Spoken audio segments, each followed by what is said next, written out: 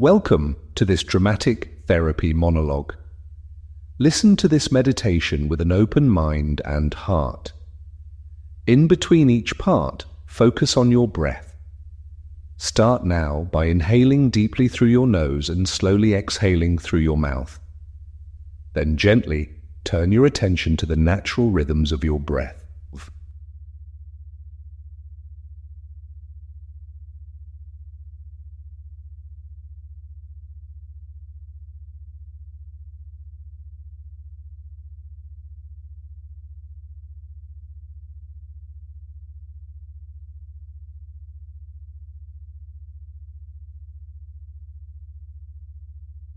My name is Michael. I would like to tell you something about myself, something I have rarely shared. I am a man who has fought for dignity within the shell of his own body. I am fat. I am heavy, sometimes as if I am weighed down by chains, not just flesh.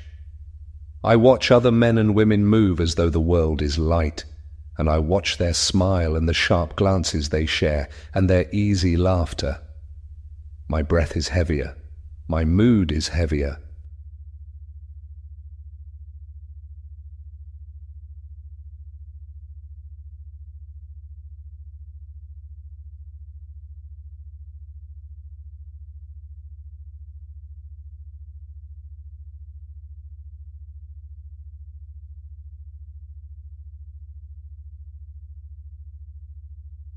I want you to understand that this is not a confession of self-hate. No, it is more complicated than that. For so many years I thought my problem was that I simply did not know how to love myself because I was fat. The world told me, sometimes kindly but mostly in silence and stares, that I was shutting myself out of love and light because of how I looked. This became my truth.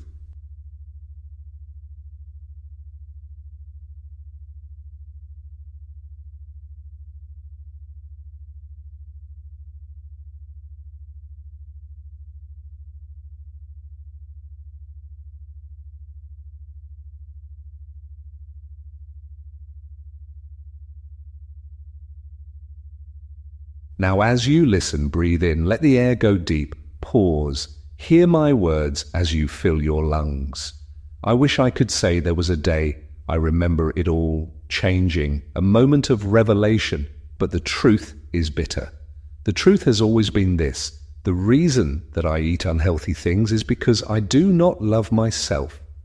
I do not love this body. I do not love this soul. I am like a prisoner who stares at his own hands and wishes they belong to someone else.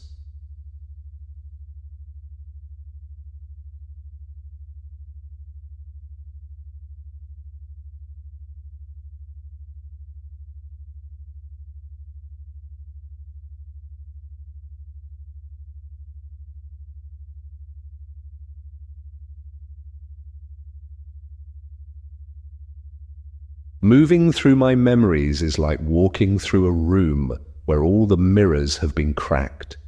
My father, distant and cold, his voice heavy with disappointment. "You are always eating," he used to say, lips curled. My mother, nervous, turning her own pain into dozens of scones thick with butter. No one saw me. I learned to hide with food. Chocolate melting in my mouth, hot chips stinging my tongue, a pizza slice as armoring for my chest. Is it any wonder I carry this shell?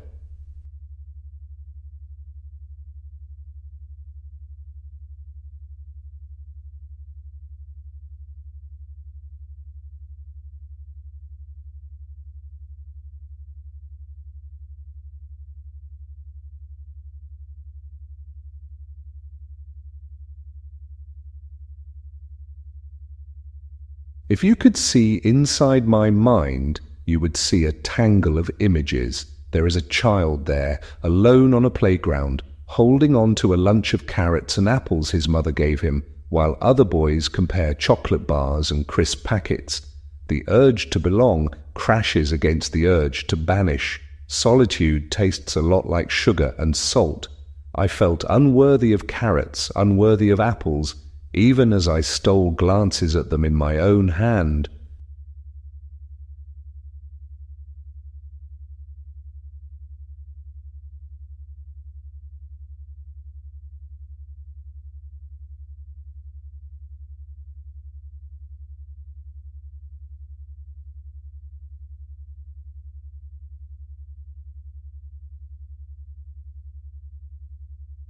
Most days I reach for unhealthy food as if it is my medicine, my comfort, the hush that drowns the screams inside.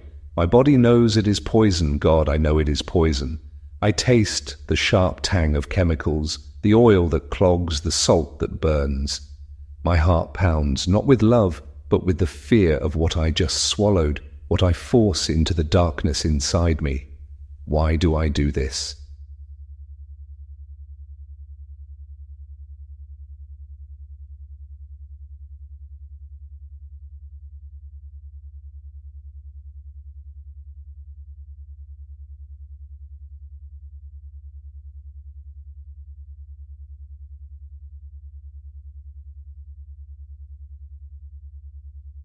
I do it because some part of me believes I deserve this poison. The food is not punishment, but proof. Proof that I am not worthy of the simple sweetness of a peach, of the verdant crunch of a salad. I have always poisoned myself to keep the inside as dark as I fear it is. There is a chill in my belly that no crisp lettuce, no slice of watermelon could lighten. That is my crisis. That is the thing I am most afraid to reveal to myself.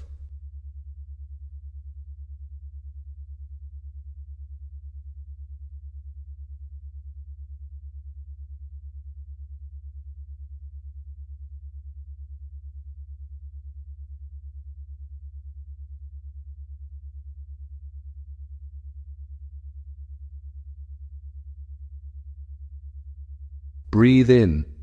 Feel that crisis. Hold it between your ribs for a moment and then let it go again. It is in admitting the depth of this crisis that I realize the only escape is not through willpower. No, willpower is brittle and always breaks in the mouth of midnight cravings. The only escape is a kind of trick, a trick of the mind, a lie that opens into a truth. I have begun to pretend that I love myself. I pretend that I love my body.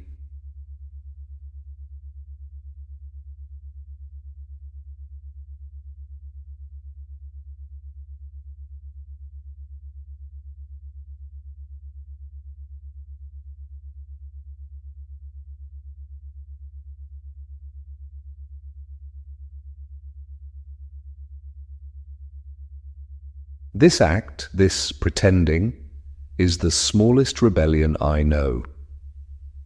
Each day, just once, I act out the role of a man who is not at war with himself. I pick up a salad, I select a fruit, I chew with reverence. I try to imagine that I am worthy of the sweetness, that the freshness inside my mouth echoes some new, clean place inside me. For a moment, the lie grows warm. It spreads, it becomes almost true. My body responds. My mind softens.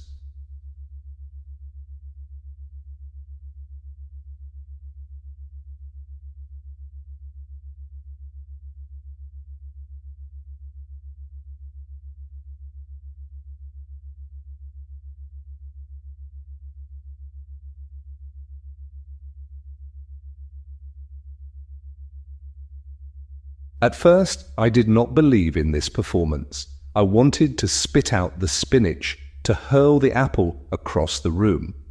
But I did not. Perseverance became practice, and practice, after many days, began to shift the weather inside me. The salad became less a punishment and more a gesture of hope. The fruit became not a mockery, but a promise whispered under the breath. You might be lovable after all.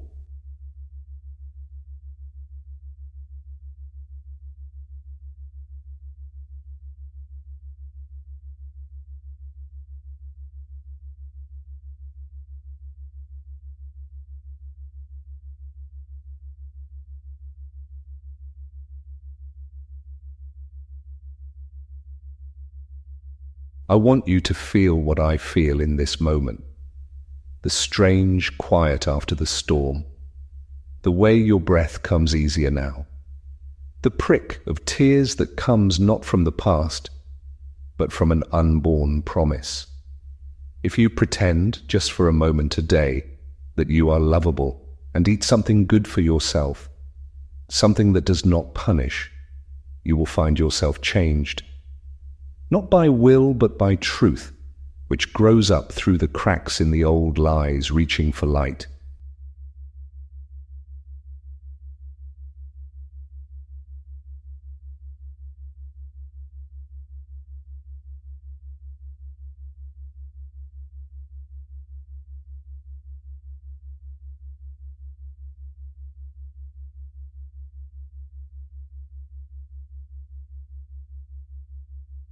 Breathe again deep into a new space. Know that you are allowed this experiment, this hope.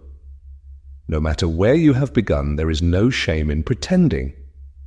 Soon you will see that your habits bloom not from force, but from compassion. That self-love is not the destination, but the road itself. The small, sometimes trembling steps we take in the direction of the light. Let yourself taste something good, and let yourself be changed.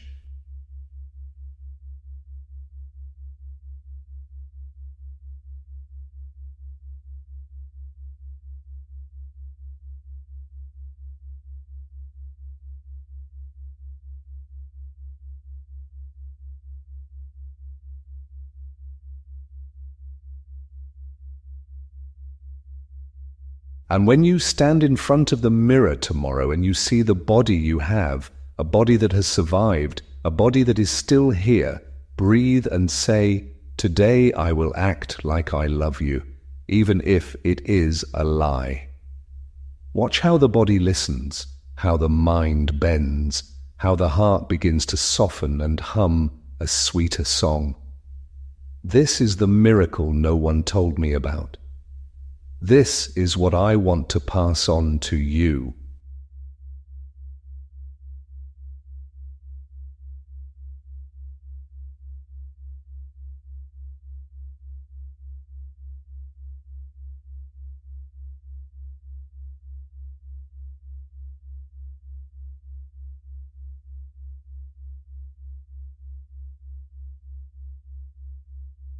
So, as this meditation comes to its end, remember, your change will not arrive with thunder. It will come as a soft dawn, a shift in the taste of your next meal, the way your next breath feels less heavy. Pretend with your whole heart for just a moment at a time. In time, the lie will contain more truth than you could ever imagine. Let us breathe together one more time. Welcome home.